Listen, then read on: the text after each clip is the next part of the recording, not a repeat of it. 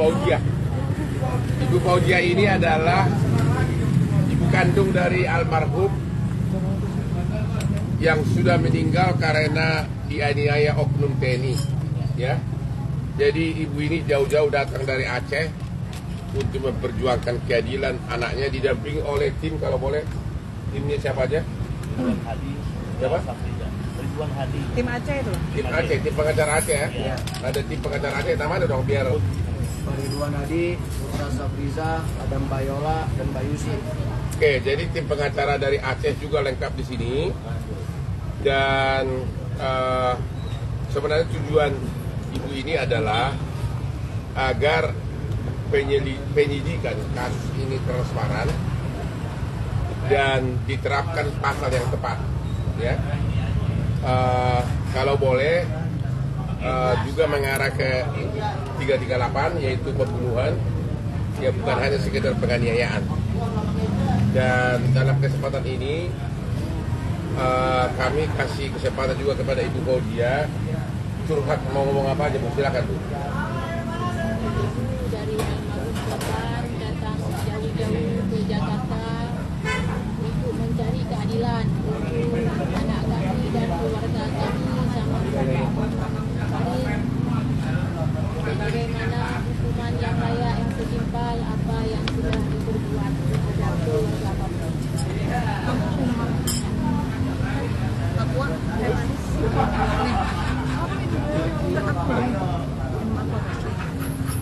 Mohon sama Bapak Presiden dan Panglima TNI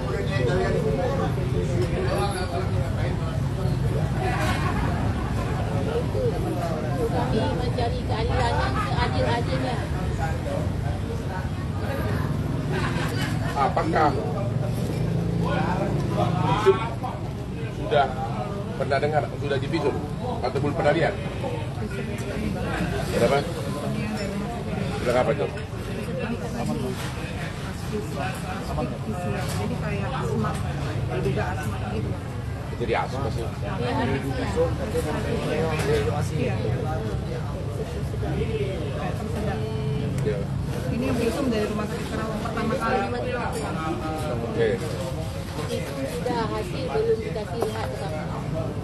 Dan itu jelas-jelas itu adalah penganiayaan, ya, bukan karena apa, bukan karena sesak napas, ya. Ya, jangan sampai melenceng gitu kan, ya, jangan sampai melenceng. Apa ada tulisan di sini apa? Hasil. Apa itu artinya? Ini hasil apa ini? Ini hasil visum saat pertama kali jenazah ditemukan di Rumah Sakit Karawang. Jenazah ditemukan di Karawang, tapi kan udah diambil dari sungai, ya. Iya.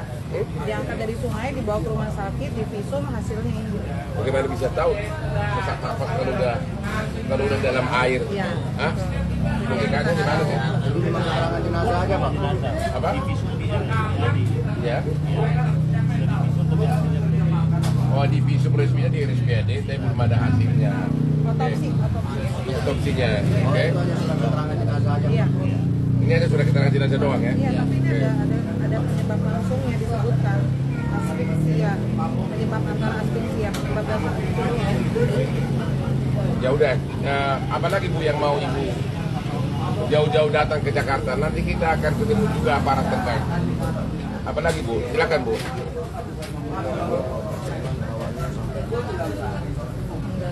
Mohon sama Bapak Suman dikawal dan boleh sampai minta. Makanya saya bangun pagi Bu. Ya, baru pulang subuh. Gimana lagi Bu? Oke, bisa nggak Ibu ceritakan kronologis kejadiannya pada hari almarhum itu menelepon minta uang 50 juta. Menurut cerita yang Ibu dengar dari ada adiknya itu siapa tuh? Siapa? Betul. Bisa. Yang Ibu dengar apa langsung dari keterangan dari adik-adiknya almarhum? Ibu langsung mendengar ya. Ibu langsung ditelepon ya. Langsung mendengar dari almarhum korban yang menelpon ke ibu, dia sudah ditangkap, minta sebesar 50 juta. Dia ibu keras, tak sanggup lagi menahan. Ya. Dia bilang anak ibu suruh buang cepat-cepat, dia sikit lagi mau mati. Itu yang ngomong Almarhum Pelaku juga ngomong. Aku nanti yang terakhir sampai anak saya bilang mau cari kemana uang sebab 50 juta banyak. Carilah mama kemana-mana pinjam-pinjam ini, saya nggak tahan lagi, nih mak sikit lagi mau mati. Itu kata almarhum. Kata almarhum 2 kali nelpon kayak gitu dia bilang. Ya. Nelpon yang terakhir yang angkat tersangka. Ya. Ibu sayang anak kirim uang. Saya bilang saya akan usahakan kirim uang. Tapi anak saya jangan ditunggu lagi. Ya. Saya sebab orang miskin, jangan sekali kita seribu pun nggak ada uang. Ya, Bu. Jawab mungkin pelaku. Kalau nggak saya kirim uang, anak itu dibuang sungai. Kalau tidak kirim uang, dibunuh dan dibuang ke sungai. Ya, ya. Jadi kalau bisa pasal yang dituduhkan bukan hanya sekedar penganiayaan lagi ya. Karena udah jelas-jelas di sini ada niat untuk membunuh. Dari ucapannya itu, kalau ibu tidak kirim uang 50 juta, anak ibu akan dibunuh dan dibuang ke sungai. Jadi sepertinya sekarang ini pasal yang dituduhkan baru pasal 351 KUH pidana, yaitu penganiayaan yang menyebabkan matinya orang. Tapi dari ancaman ini niat membunuh itu ada. Jadi harusnya bukan hanya pasal 338. Karena kalau sudah mengatakan kalau kamu tidak kirim uang saya akan bunuh, berarti itu sudah perencanaan. 340 ya, pembunuhan berencana. Jadi semua tim di sini sepakat memohon kepada penyidik agar jangan diterapkan hanya pasal 351 tentang penganiayaan, tapi juga pasal 338 junto pasal 340 pembunuhan biasa sama pembunuhan berencana.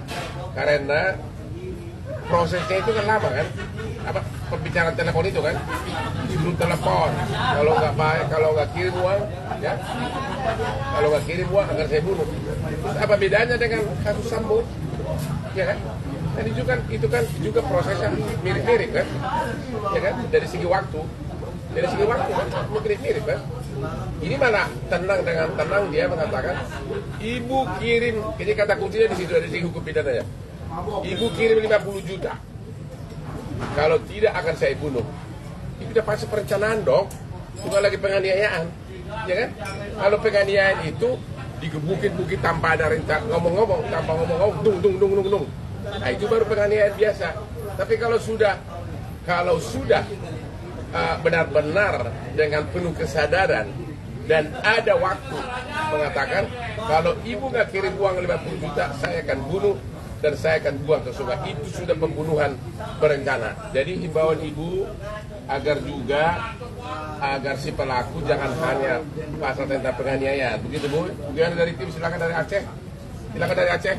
Ini dari Aceh ini jauh-jauh. Ya, kita sepakat bahwa ini tidak hanya penganiayaan seperti Bang Orman sampaikan tadi. Oleh karenanya, kami juga mendukung pernyataan Panglima TNI bahwa hukuman seberat-beratnya itu adalah hukuman mati. Keluarga juga sudah minta kepada kami sebagai timnya Bang Orman agar pelakunya ini dihukum mati dan serendah-rendahnya sumpah.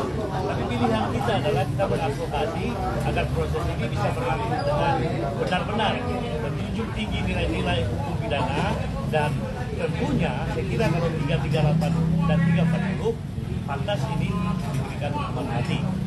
Sekian, serah apakah? Sepakat. Namanya dong biar tahu. Pengacara siapa gitu? Ya, saya Putra Sabriza dari Aceh. Dalam tim Orman di Aceh. Jadi sangat sepakat dengan apa yang dikatakan Pak Orman. Ini tidak hanya sekedar penganiayaan, ada terbukti ada ancaman terlebih dahulu ya Pak. Ya. Dengan pasal yang sudah disebutkan juga kepada penyidik sangat kooperatif dan mendukung keadilan. Apalagi orang tua korban jauh-jauh datang ke RI. Ya. Ini sangat besar harapannya. Ya. Kita yang datang dari sudut peta Indonesia hari ini, kita minta kepada pemerintah Indonesia memberikan keadilan kepada kita. Sekian Pak. Terus yang kedua, Anda lihat di medsos banyak katanya diduga sudah banyak korban lain yang dianiaya oleh si pelaku ini. Harusnya ini juga disidik untuk memperberat hukuman dari si pelaku.